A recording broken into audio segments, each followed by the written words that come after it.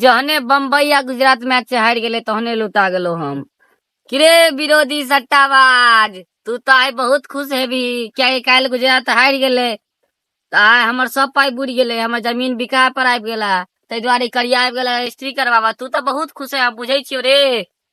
साले हमरे पर तोहर नजर रहे छै जे कखन मैच हारा कर हम जमीन रजिस्ट्री करवाबी ने। ए छोरा, सब बात बुझे छियो। हाँ हाँ की दोस्त। काल कहे छली की घरारी किनबी, आना दे चुपचाप 1 कट्ठा जमीन हे हमरा। दोस्त रह दी ना।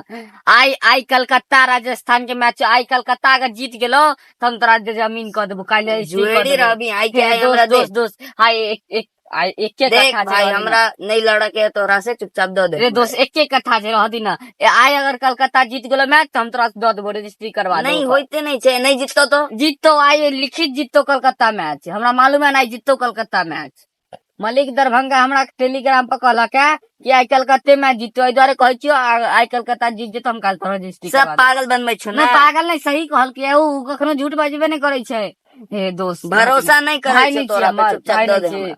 काल तो बड एटीट्यूड दिखावे छली, दे चुपचाप आई रह दी ना दोस्त दोस्त। नहीं नहीं एक कट्ठा छै दोस्त, बात समझ में। आई रजिस्ट्री करके तू हमरा काल भी काल नहीं काल दे। कह देबो, काल आई चाहिए हमरा। नहीं काल कह देबो।